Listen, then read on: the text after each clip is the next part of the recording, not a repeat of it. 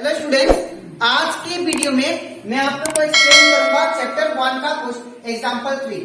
हम लोग class 10 maths का चैप्टर 1 कर रहे थे, दैट इज रियल नंबर। अब इसके पिछले वीडियो में मैंने पार्ट 1 और पार्ट 2 में मैंने चैप्टर 1 का इंट्रोडक्शन डाला, ठीक है, दैट इज रियल नंबर का। उसी के साथ साथ इसके पिछले वीडियो में मैंने एग्जाम्पल 1 और एग्जाम्पल 2 भी करवा दिया, ठीक है। तो अगर वो सारा कंसेप्ट और वो सारा क्वेश्चन अच्छे से सीखना है तो आप लोग मेरे YouTube चैनल में उसको देख सकते हो, ठीक है। इसी के साथ साथ मैंने चैप्टर रिवीजन का, दैट इज रिवीजन 1 से लेकर रिवीजन 5 तक, उसमें का जितना भी क्वेश्चन था वो सारा एक्सप्लेन किया। तो अगर आपको अच्छे से सीखना है तो आप लोग मेरा YouTube चैनल में उसको देख सकते हो, ठीक है। तो स्टार्ट करते हैं आज का क्लास। यहाँ पे एग्जाम्पल 3 में हमें ये बोला गया है that is show that any positive odd integer.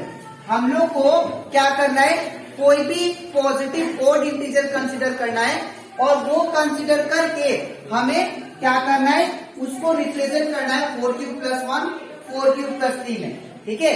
जैसे कि मैंने एग्जाम्पल 2 करवाया था उसका ही जैसा ये भी सेम टू सेम है, ठीक है। बस यहाँ पे क्या लग गया, ओड इंटीजर लग गया, ठीक है। तो हम लोग मान लेते हैं let A be any positive odd integer, ठीक है। अब मान लेते हैं A क्या हो गया, कोई भी पॉजिटिव ओड इंटीजर हो गया, ठीक है। और यहाँ पे मैंने बोला था B का वैल्यू क्या होगा, दैट इज डिवाइजर का वैल्यू। वो क्या होगा, दैट इज ये जो भी नंबर होगा यहाँ पे वो क्या होगा, वो आपका डिवाइजर बनेगा, दैट इज बी का वैल्यू, ठीक है। तो बी का वैल्यू कितना है, 4, ठीक है। अब हम लोग क्या करेंगे, अब यूज करेंगे यूक्लिड्स डिवीजन एल्गोरिथम, ठीक है। तो बाय यूजिंग यूक्लिड्स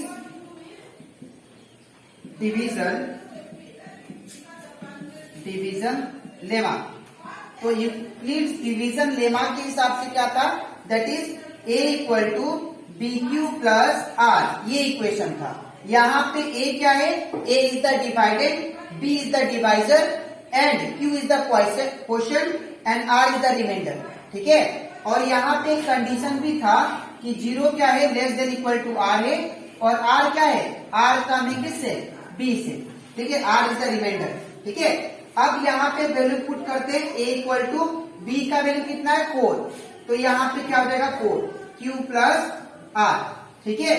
अब इसके बाद 0 इज <= R इज B का वैल्यू कितना है, 4, ठीक है। अब यहाँ पे हम लोग पॉसिबल वैल्यू निकालेंगे R का, ठीक है। तो therefore possible value of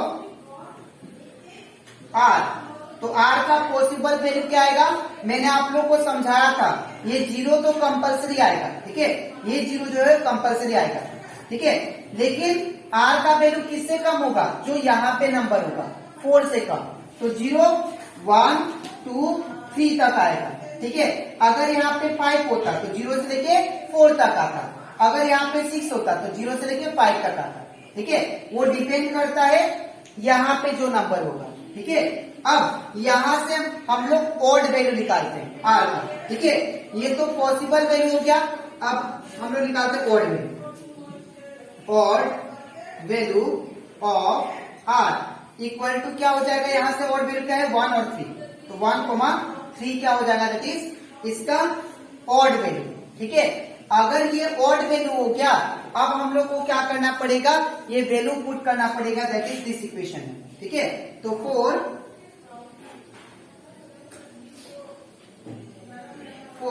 R = पहले 1 पुट करते हैं, ठीक है। तो अगर यहाँ पे 1 3 का है, बिकॉज ये दोनों ओड है और हमें क्वेश्चन में मेंशन था कि ओड इंटीजर निकालना है, ठीक है, और उसको रिप्रेजेंट करना है इस फॉर्म में। तो अब फॉर R = 1 हमारा इक्वेशन क्या दिया है, A = 4Q+R, A = 4Q+R, ठीक है ना। तो A = क्या हो जाएगा, 4Q+R का वैल्यू कितना दिया, 1, तो यहाँ पे 1 आ जाएगा, ठीक है। अब नेक्स्ट 4 r इक्वल टू 1 के बाद क्या आ गया यहाँ पे 3 पुट करेंगे। तो यहाँ पे अगर पुट करते हैं 3 तो a इक्वल टू क्या है इक्वेशन मेरा 4q plus r। a equal to हो जाएगा 4q प्लस r का वैल्यू कितना 3। तो यहाँ पे देखिए जो आपने पॉजिटिव ऑड इंटीजर कंसिडर किया था दैट इज a, वो किसके बराबर आ गया 4q प्लस 1, जो कि हमारा क्वेश्चन में रिप्रेजेंट करना था 4q प्लस 1 के फॉर्म में। और क्या है 4q प्लस 3 भी आ गया। ठीक है, तो ये कंप्लीट हो जाता हमारा एग्जाम्पल 3। अब इसके नेक्स्ट स्लाइड में मैं आप लोग को समझाऊंगा एग्जाम्पल 4। ठीक है, तो इसके बाद अब हम लोग करते हैं एग्जाम्पल 4 चैप्टर 1 का। यहाँ पे क्या दिया गया है, ए स्वीट सेलर हैज 420 काजू। एक स्वीट सेलर के पास 420 काजू है। ठीक है, 420 क्या है काजू है। ठीक है, और काजू का बर्फी है और उसी के साथ साथ 130 क्या है 130 बादाम बर्फी है। ठीक है, 130 बादाम barfi. She want to stock them in such a way that each stock has the same number। अब वो क्या करना चाहती है, वो जो काजू बर्फी है और बादाम बर्फी है, ठीक है, वो दोनों को क्या करना चाहती है, वो ट्रे में रखना चाहती है। सपोज ये ट्रे हो गया। ठीक है, और वो क्या करना चाहती है, ट्रे में रखना चाहती है। और ट्रे में ऐसे रखना चाहती है ताकि यहां पे जैसे अगर यहाँ पे 4 आया एक रो में, सपोज 3 आया एक रो में, तो हर एक रो में भी 3 आना चाहिए। ठीक है, इक्वल नंबर आना चाहिए। ऐसा नहीं कि एक रो में 3 आया दूसरा रो में 4 आ गया। ठीक है, तो 420 और 130 बर्फी को वो क्या करना चाहती है, ट्रे में अरेंज करना चाहती है। ठीक है, लेकिन और एक कंडीशन दिया था, जैसे अगर मैं यहाँ पे सपोज ये ट्रे हो गया, तो ट्रे में इस रो में जैसे 5 बिठाया, इसके ऊपर भी क्या होगा 5 होगा, फिर उसके ऊपर भी क्या होगा 5 होगा। मतलब कहने का मतलब हर एक रो में कितना होना चाहिए, इक्वल नंबर होना चाहिए। ठीक है, वहां पे यही पे कंडीशन दिया, she want to stack them in such a way that each stack has the same number and they take up the least area of the tray. और उसको ट्रे में तो रखना है। ठीक है, उसको ट्रे में जैसे एक रो में 5 रखा, तो दूसरा उसका अगला रो में भी कितना होना चाहिए 5। फिर अगर उसका ऊपर भी रखा तो कितना होना चाहिए 5।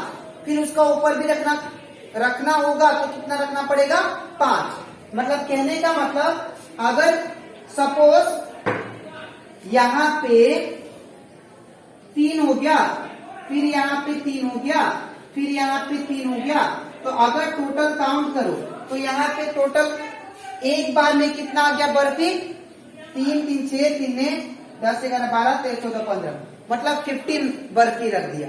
फिर इसके ऊपर भी वो 15 बर्फी रख पाए, लेकिन और एक कंडीशन दिया है, वो कम से कम एरिया दे बर्फी को रखने में। ठीक है, वो हमको निकालना है। मतलब ट्रे में वो कितना बर्फी रखे ताकि वो कम एरिया भी ले और इक्वल नंबर भी हो जाए हर एक रो में या कॉलम में। ठीक है, तो ये कैसे होगा, ये होगा अगर मैं इन दोनों नंबर का एचसीएफ निकाल देता हूं तो मेरा आंसर आ जाए। ठीक है, तो हम लोग क्या करेंगे, the number of that can be placed in the stack for this purpose are the number of barfi that can be placed in each row, in each stock,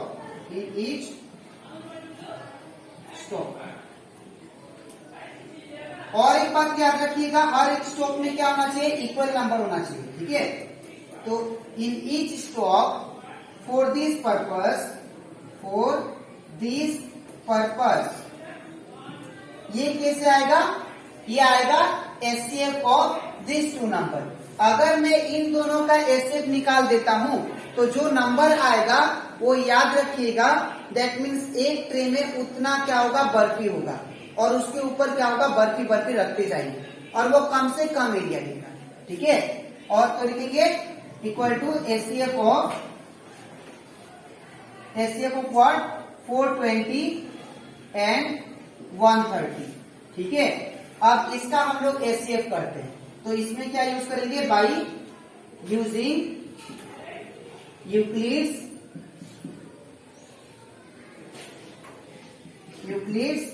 division algorithm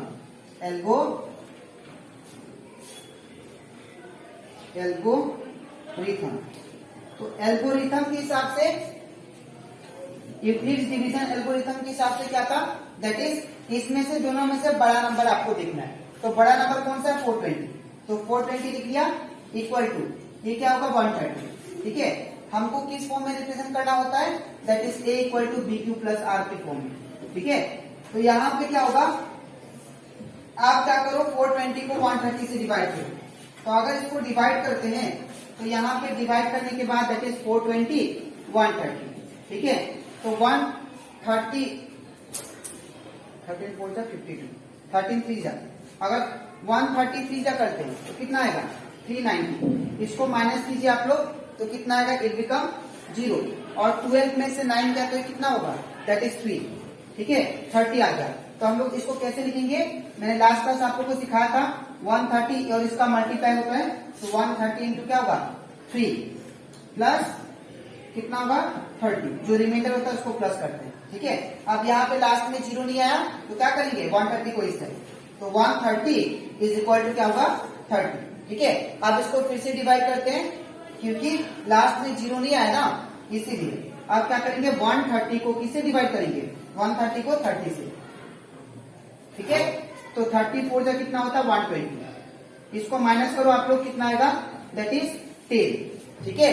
तो क्या रखेंगे, इन दोनों का multiply that is 30 into 4 plus कितना है 10, ठीक है।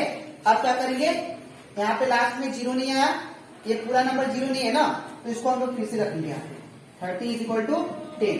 अब इसको फिर से डिवाइड करो आप, तो ये कितना हो जाएगा, दैट इज 30 अंदर 10 बाहर, 10 3 जा 30। अब इसको माइनस किया तो कितना आ गया, दैट इज 0। तो यहाँ पे कितना है 10 इंटू क्या करेंगे 10 इंटू 3 प्लस रिमाइंडर कितना है 0। तो हमारा एचसीएफ कितना आ गया, HCF equal to that is HCF equal to 0 के जो इधर में रहता है नंबर, ये जो नंबर है ये आपका क्या होगा एचसीएफ 10। तो इसका मतलब ये है, आप लोग अगर एक ट्रे में 10 बर्फी रखते हो, 10 बर्फी, जो स्वीट सेलर जो थी वो अगर 10 बर्फी रखती है ट्रे में, ठीक है, तो इक्वल नंबर क्या होगा, अरेंज होगा। इक्वल नंबर क्या होगा, हर एक स्टॉक में अरेंज होगा। स्टॉक मतलब आप लोग समझ लो, जैसे ये हो गया ट्रे और इसके ऊपर क्या रखा, मान लो 10 बर्फी रख दिया, ये हो गया एक स्टॉक, फिर इसके ऊपर 10 बर्फी, दूसरा स्टॉक, फिर इसके ऊपर 10 बर्फी, एक तीसरा स्टॉक, इसको बोलते स्टॉक, और ये कम एरिया भी लेगा, ठीक है, जो कि हमें यही फाइंड करना था। तो लिखेंगे therefore number of barfis in each stock, ठीक है, can be placed equal to कितना होगा, दैट इज 10, ठीक है। हाँ, एक स्टोर में कितना होगा 10 बर्फी, ठीक है। तो ये आई होप आप लोगों को ये क्वेश्चन अच्छे से समझ में आया होगा। ये कंप्लीट हो जाता हमारा एग्जाम्पल 4। अब इसके नेक्स्ट स्लाइड, अब इसके नेक्स्ट वीडियो में मैं आप लोग का स्टार्ट करूंगा, दैट इज एक्सरसाइज 1.1 चैप्टर 1 का।